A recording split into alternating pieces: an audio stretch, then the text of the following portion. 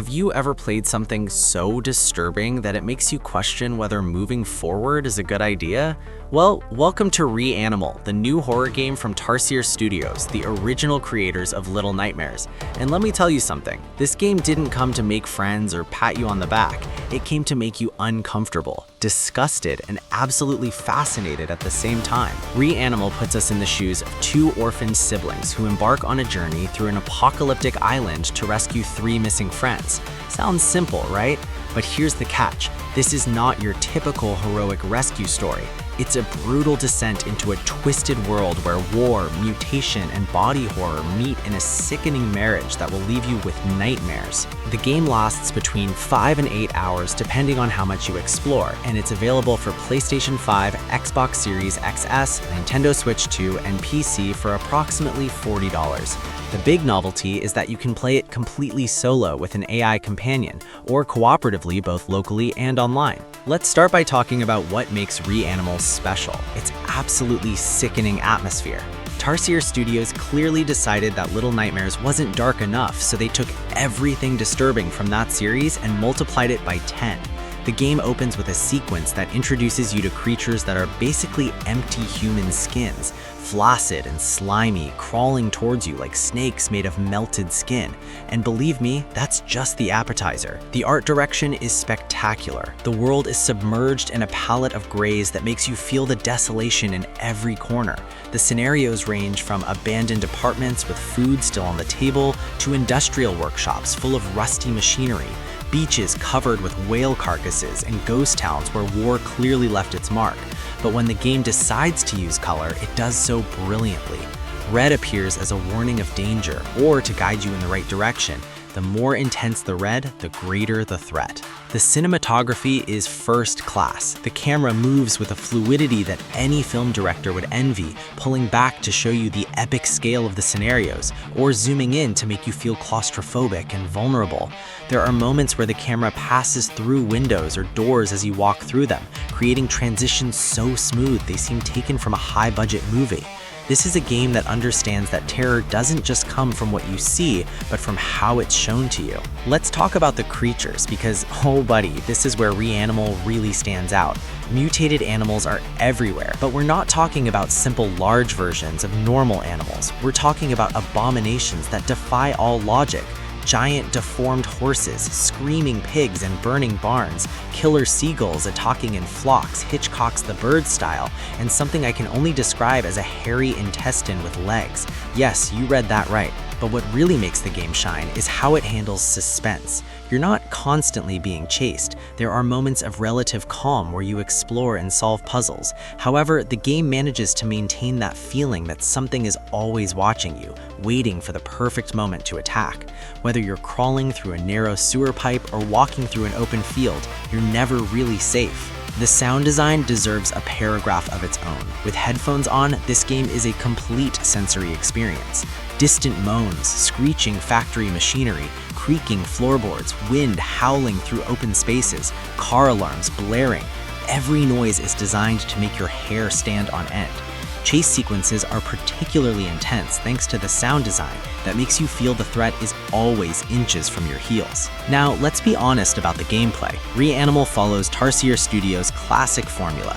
You move through hostile environments, solve fairly straightforward environmental puzzles, hide from enemies, and occasionally run for your life. If you played Little Nightmares, this will sound familiar, perhaps too familiar. The puzzles are generally simple. Find a key, look for an object like bolt cutters, open a door. Don't expect brain teasers that make you scratch your head for hours. The focus is clearly on the experience and atmosphere, not on challenging you intellectually. Some critics point out that this simplicity can make certain moments feel more like a checklist than real challenges.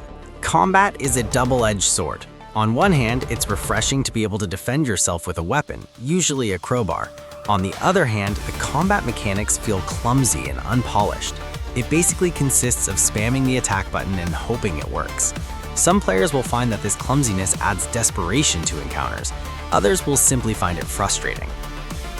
Stealth sequences are functional but not revolutionary. You hide, wait for the right moment, and move. The game is generous with save points, so when you die, and you will, you rarely lose much progress.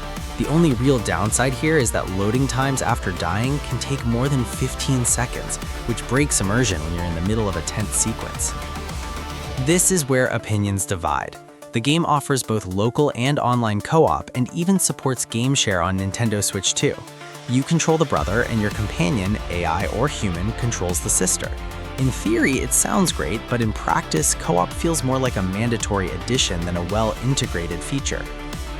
The companion AI is competent. It does its job without getting in your way, although sometimes it simply feels invisible.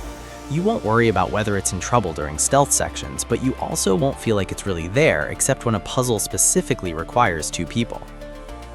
Playing with a real friend has its moments, especially in combat arenas and epic chases. However, multiple reviewers agree that constant communication with your partner breaks the grim atmosphere the game works so hard to create. It's a game that seems designed to be experienced in silence, absorbing every disturbing detail, and having someone screaming or laughing next to you can dilute that experience. To Tarsier Studios' credit, Reanimal doesn't remain completely stuck in the Little Nightmares formula. The game introduces vehicles you use to navigate between areas, boats, trucks, and other means of transport that give a sense of greater scale. The world feels broader and less linear, although you're still following a fairly defined path.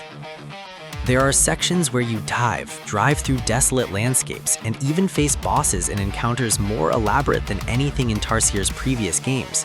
The studio is clearly trying to expand its mechanical vocabulary, adding verbs like shoot, hit, strangle, and aim to the game lexicon.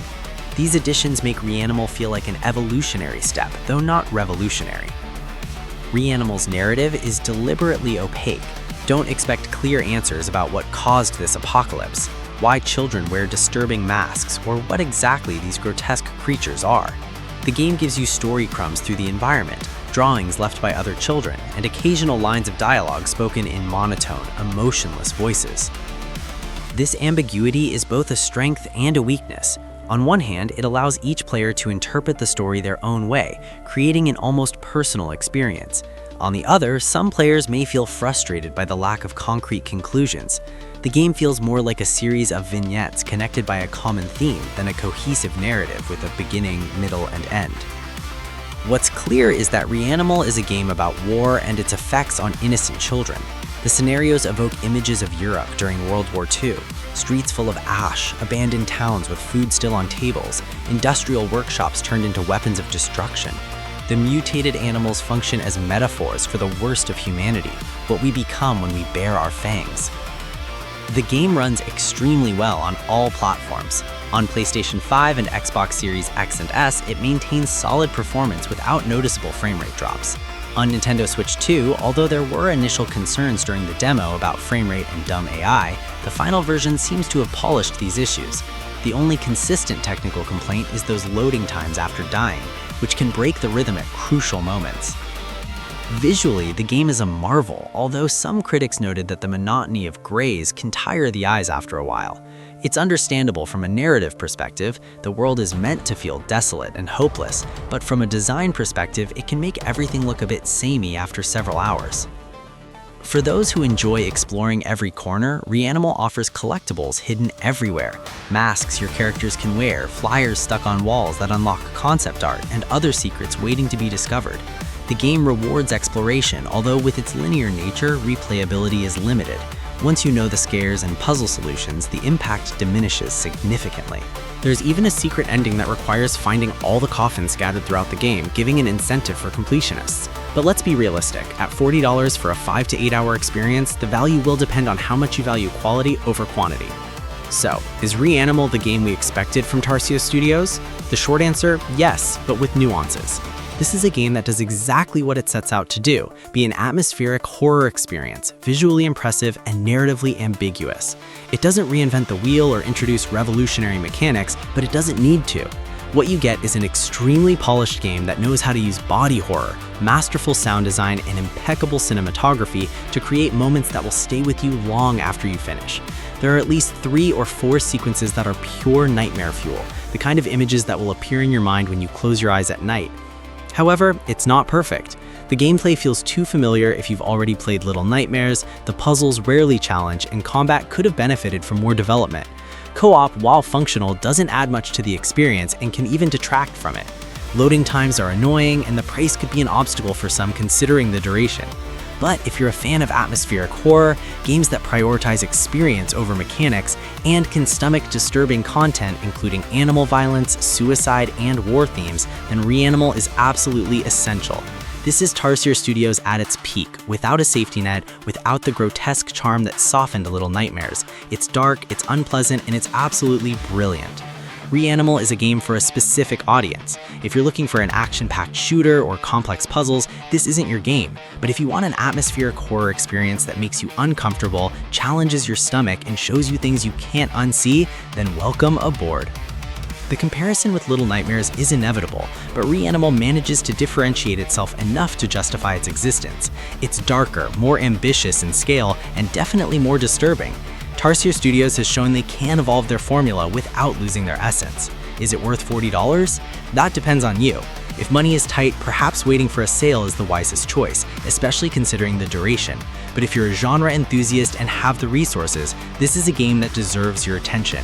It's the kind of experience that stays with you, for better or worse. And in a video game world where so many games are forgettable, that alone is worth something. Reanimal isn't for everyone, and that's perfectly fine. It's a game that knows what it is and embraces it without apology. It's disgusting, it's beautiful, it's frustrating, it's fascinating. It is, in short, a journey through hell worth taking, though probably only once. A game that shines in atmosphere and art direction but falls short in mechanical innovation and may be too brief for its price. Absolutely recommended for atmospheric horror fans who can stomach disturbing content. Thanks for watching.